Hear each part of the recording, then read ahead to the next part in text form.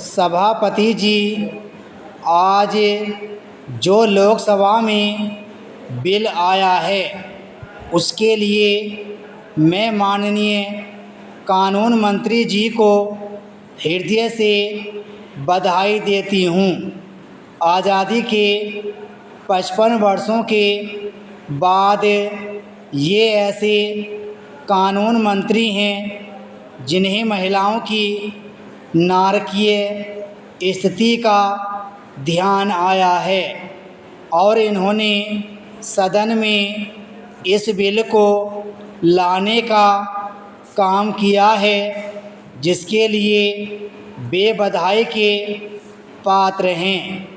अधिकांश महिलाएं चाहे किसी भी जाति, धर्म और क्षेत्र से जुड़ी हों, वे पुरुषों पर आश्रित हैं। एक और वेद में कहा गया है कि जहाँ नारी की पूजा होती है वहाँ देवता बसते हैं। वहीं दूसरी ओर महिलाएं आज पीड़ित और त्रस्त हैं और अपने अस्तित्व के लिए आज भी संघर्ष कर रही हैं। महिलाओं की स्थिति अच्छी नहीं है। सभी जानते हैं कि स्वतंत्रता कितनी सुखद और अनमोल चीज़ है, लेकिन यह नारी का दुर्भाग्य है कि उसको बचपन में पिता के अधीन, युवा अवस्था में पति के अधीन और वृद्धावस्था में पुत्र के अधीन रहना पड़ता है। महोदय, यहाँ गुजारे भत्ते की बात हो रही है, उसे न्यायाधीश के मन पर नहीं छोड़ना चाहिए। यह देखना चाहिए कि पति की आय के कितने स्रोत हैं, उसके पास कितना काला धन और सफ़ेद धन है। महिलाएं पुरुष के साथ रहती हैं, वह हर चीज़ में अर्धांगिनी कहलाती हैं।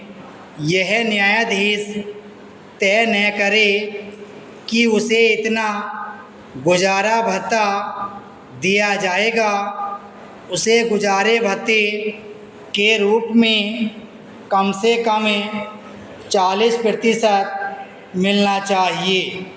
यदि वह 40% नहीं दे सकता तो कम से कम 1/3 ज़रूर मिलना चाहिए। महिलाओं के साथ एक समस्या है कि उसके साथ छोटे छोटे बच्चे रहते हैं। बच्चों के गुजारे के लिए गुजारा भत्ता मिलना चाहिए। 24 वर्ष तक बच्चा अपनी माँ के साथ रहे, इसलिए उसकी पढ़ाई लिखाई की व्यवस्था करनी चाहिए। इसी सदन में मैंने पेट्रोलियम मंत्री जी को एक महिला का आवेदन दिया था। वह महिला एक साधारण अध्यापिका है। उसके पति ने उसे 10 से 15 साल पहले छोड़ दिया। आज भी वह अपनी कहानी सुनाती है तो रोने लगती है। उसे कोई न्याय नहीं मिला और न ही मुआवजे के तौर पर राशि मिली। उसके 2 छोटे छोटे बच्चे हैं। दिल्ली या किसी दूसरे शहर में पढ़ाई कितनी महंगी है, उसे आप समझ सकते हैं। पेट्रोलियम विभाग में उसका पति काम करता है, लेकिन मुझे इस बात का दुख है कि मंत्री जी के यहाँ से भी ना जवाब आ गया। अंत में मेरा निवेदन है कि आप मेरी बातों पर थोड़ा चिंतन करें। विराम स्टॉप।